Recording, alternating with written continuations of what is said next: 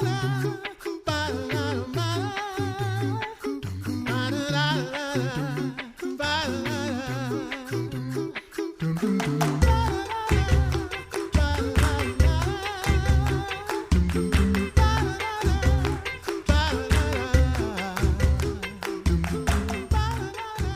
listening to The Coffee Hour. I'm Sarah Gulseth.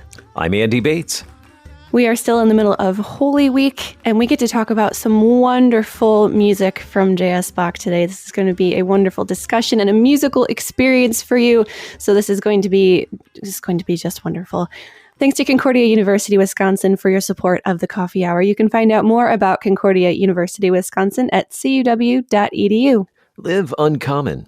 We have joining us today our favorite resident Bach expert, Dr. Maurice Boyer, professor of music at Concordia University, Chicago, and director of the American Contori right here in St. Louis, to talk about the St. John Passion from J.S. Bach. Thank you so much, Dr. Boyer, for joining us today. Always good to be with you. So before we get into all of the ins and outs of the St. John Passion, what is this Passion from Bach? This is a piece that occurred early in Bach's time in Leipzig. It is the end of his first year in Leipzig, 1724. And so this is a piece that would have occurred on Good Friday for Vespers. And this is something that, of course, still occurs now on Good Friday, right? We read the Passion according to St. John, or we, sing a version of it. Like, for instance, at Concordia, we will be doing Carl Schock's short St. John Passion. So this is a tradition within the church that the Gospel according to St. John is read on Good Friday. And what this piece is it's a monumental piece. Nothing had been done to this scale before. And so what it is, it's the Gospel text verbatim, although the Bach and his librettist, I'm not sure exactly how this worked out, but added some fragments from other Gospels, from St. Matthew particularly. But it's mainly St. John.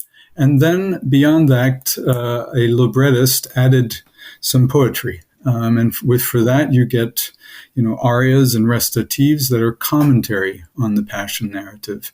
And then beyond that, there's another layer of text to the Passion, and that is interpolations of chorale melodies and chorale texts that would have been very familiar to the congregants. And that's, again, further dialogue on the narrative that is unfolding.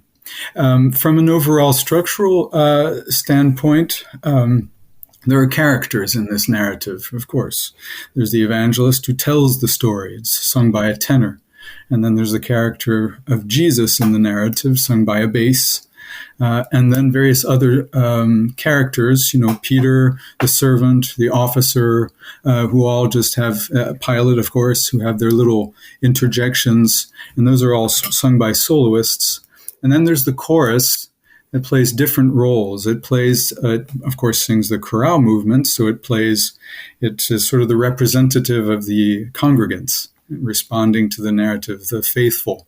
But it also plays other characters in the play. In the narrative. It'll play usually the crowd that is against Jesus. So it plays both roles. So it's quite an experience. If you've never heard the St. John Passion of Bach or the St. Matthew for that matter, it is definitely something to experience, whether listening to a recording or at this point, can't hear it probably in a performance, too many people involved, but seek out a recording on YouTube. It's an amazing experience. Well, we've had the privilege of sharing the St. Matthew Passion this week on KFUO. I don't know if we're going to be able to get the St. John Passion in or not, but share with us your experience with this piece and how do you connect to it? Well, it's a piece that's been with me for a very long time now. I first sang it in my singing days, back in my undergrad days. So I've been around the piece for more than 30 years now. So I'm in my 50s now, and so I started singing this in my late teens, probably. So it's been with me for a long time now. And I've sung it probably a dozen times at least. and then conducted various arias from the piece. Sadly, I've not been able to conduct it yet, although I've been studying the piece for about the same amount of time. It's something that I actually do every year for Good Friday and Holy Saturday.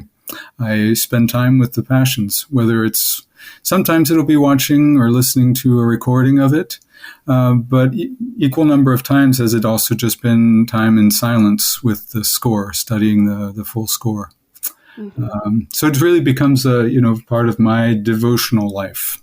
It's not just a musical experience for me; it's a real devotional piece for me. Mm-hmm. For those of us who, sorry, Andy. That's okay. For those of us who don't look at scores the way that professional musicians like you and my husband does this too, you look at scores and you can. What do you experience when you look at a score of just music on a page? What is that like for you inside your head? Sure. Well, the experience is is to conjure the sounds in one's mind. So quietly recreating what you see on the page in your inner ear, I like to say. So it's a matter of being silent enough that you can be receptive to the music, to the message that it is sending, of course, to the particulars of the notes, but to what's behind the notes as well, to be quiet enough, again, that you can listen. Just like for when one is reading the Holy Scriptures, it's easy to come at it with a very busy mind and sort of put stuff into it.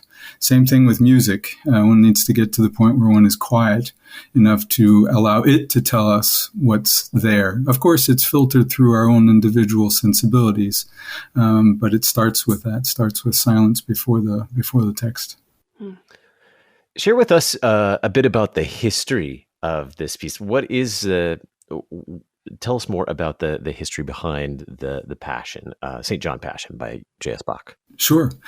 So this, as I mentioned at the outset, this is a piece that was performed, that Bach composed in his first year in Leipzig.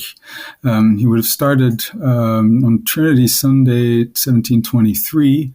So in other words, after Holy Week and Easter. And very busy year for him. He wrote a cantata just about every week. Wow. Whether it was a fresh piece or a revival of a previously composed piece. But of course, one can easily do the math. That's a lot of composing. Plus, he would have just composed the Magnificat, the first version of the Magnificat, and a lot of writing in the background. But clearly, he was preparing for something big throughout the year. In any case, so the St. John Passion first performed on Good Friday at the Nikolaikirche in St. Thomas and in Leipzig. He had hoped that it would take place at the other church at St. Thomas, but it was performed at the Nikolaikirche. So first version of it is 1724.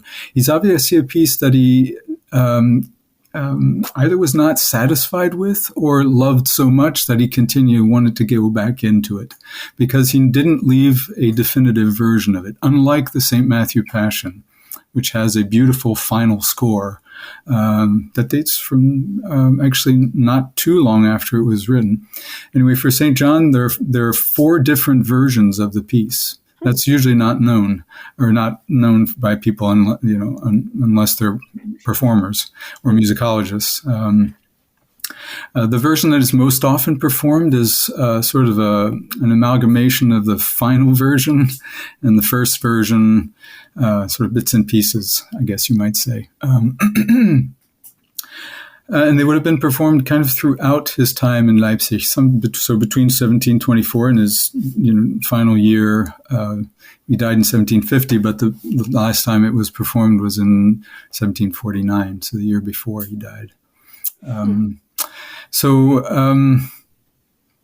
Again, hard to imagine what the congregants must have felt like when they first heard this on Good Friday.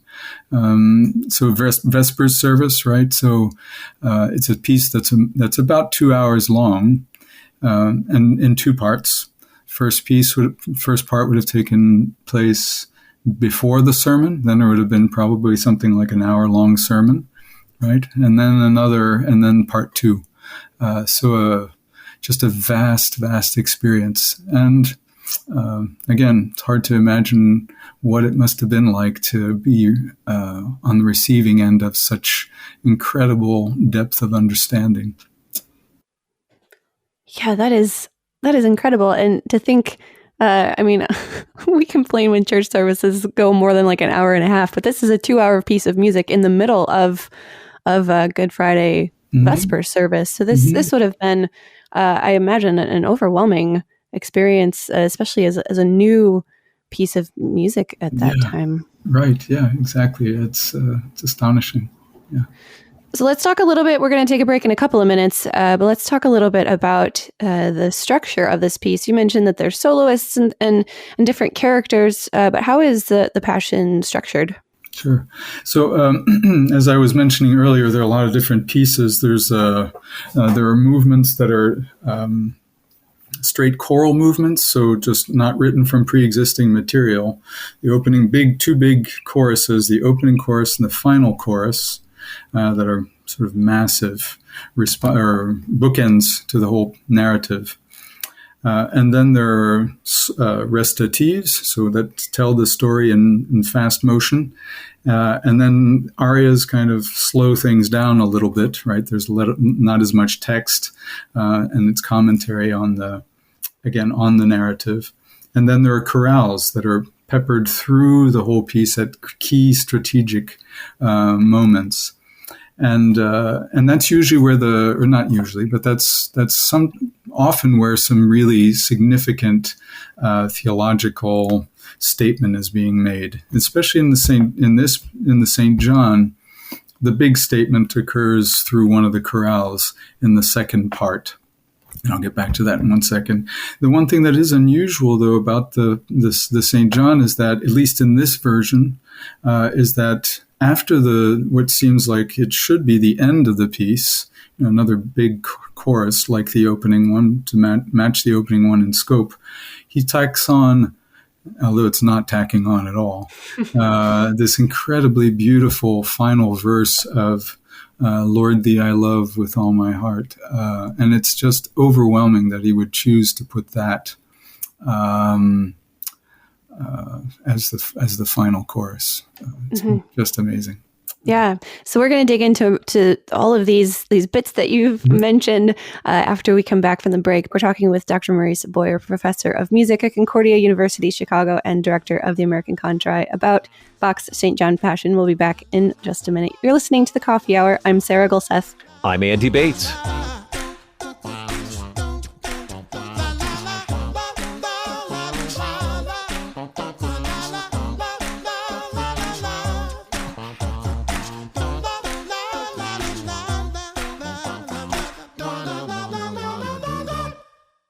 You're a miracle. You know that, right? A living, breathing, one-of-a-kind miracle. You were created to stand apart, to share your gifts in the service of others, to make an uncommon impact in a common world. And at Concordia University, it's our mission to help you do that, to live uncommon. To learn more about Concordia, go to cuw.edu.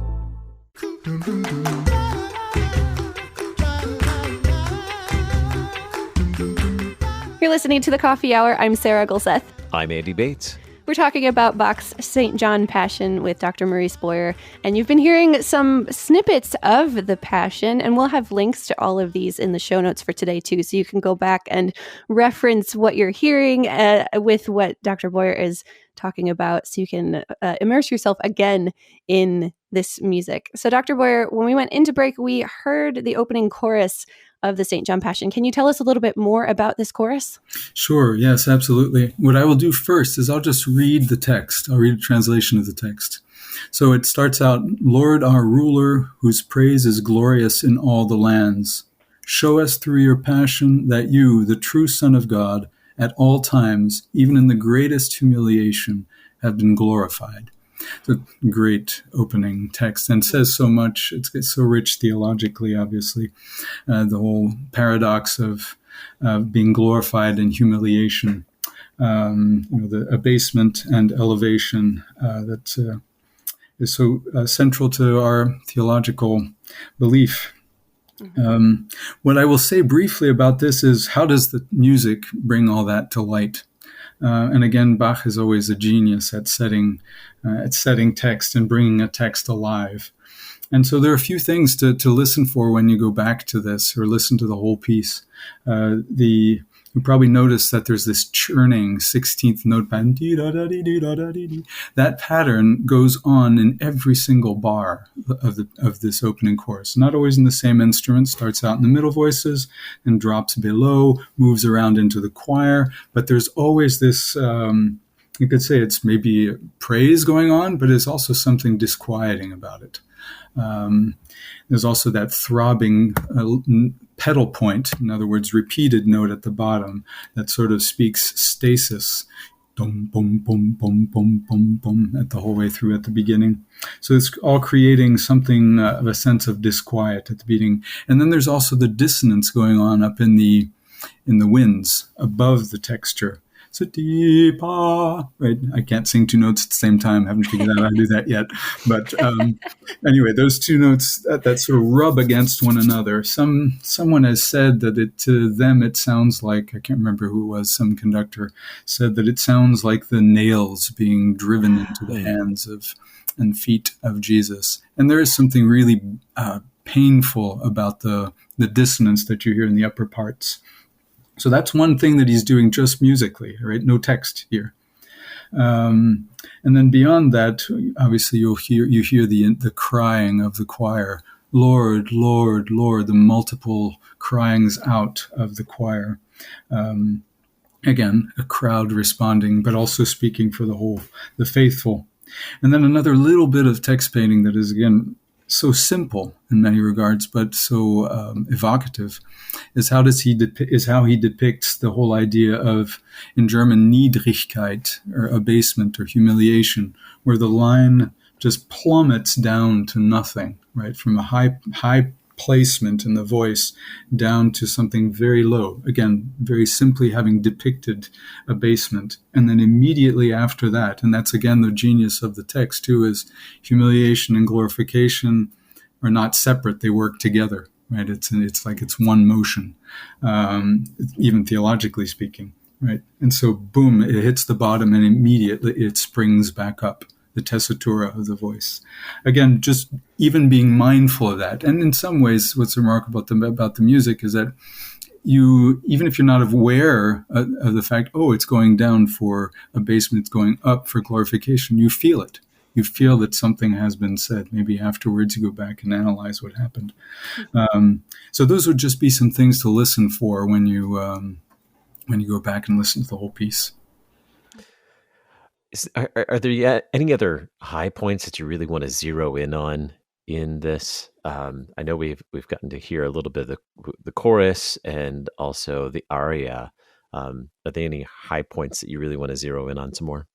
Yes. So I will briefly say one thing about one of the other pieces that will be posted in the notes, and that is number 2. When you look at the notes, it's a link to one of the chorales, and this is the central chorale of the piece. I mentioned earlier that sometimes the chorales are where some of the most important information is being put forth, right, for the congregant to hear. And at this point in the narrative, it's right around the time when Christ is going to be crucified. The mob is all over him and crying out for him to be crucified. It occurs twice in the narrative, of course, in the scriptures.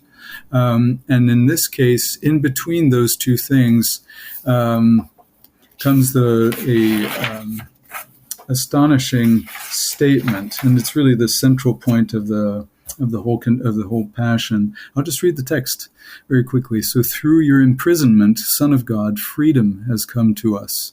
Your dungeon is the throne of grace, the refuge of all the devout. For had you not entered into servitude, our servitude would have had to be eternal. And again, that reversal, that paradox, that through imprisonment, his imprisonment, comes our freedom. Again, connects back to the opening, just with different words.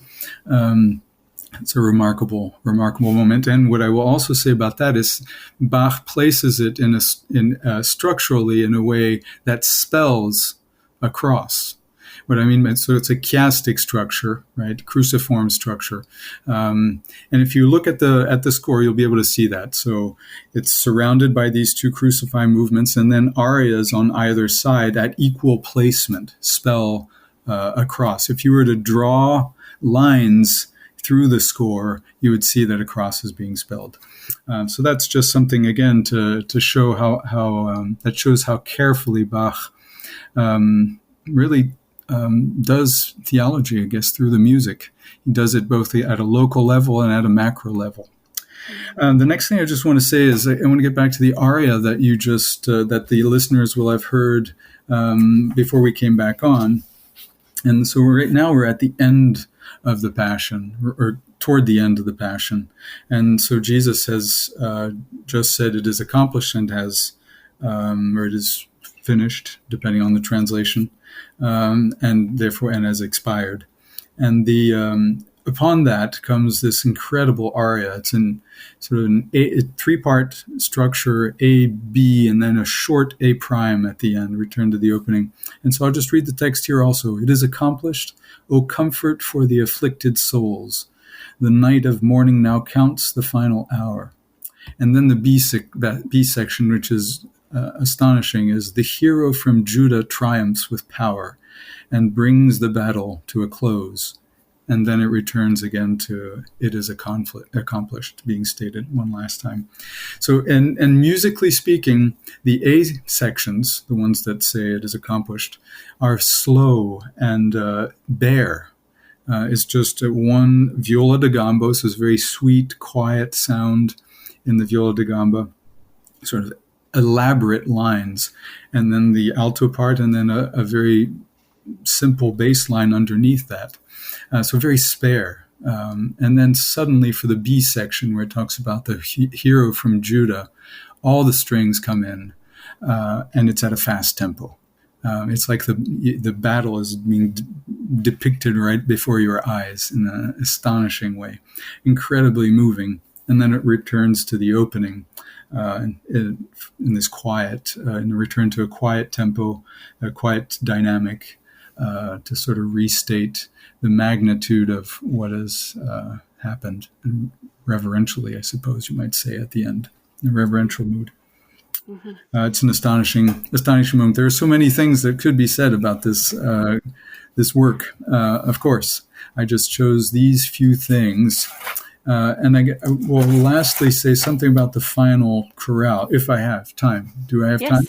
Yes, go for it. So, as I mentioned earlier, in some ways one expects the piece to end with a big chorus, to match the opening, like the St. Matthew Passion, right? You have the big opening chorus, the big closing chorus. What is surprising in this version, again, as I said at the outset, is that he brings in a chorale after this, after the final chorus. And as I said, it's the final verse of Lord Thee I Love. And so the text, of course, is, O Lord, let your dear little angels at the very end carry my soul to Ibram's bosom, and let my body rest in its little sleeping chamber. This is a literal translation of the German, of course. It's not exactly what's in the hymnal. Completely in peace, without any sorrow and pain, until the last day. And then the second verse, which is astonishing, again, or the second part, then raise me from the dead, so that my eyes will look on you in all joy, O Son of God, my Savior and throne of grace. Through Jesus Christ, grant me this. I want to praise you eternally. And it ends gloriously like that. Mm-hmm.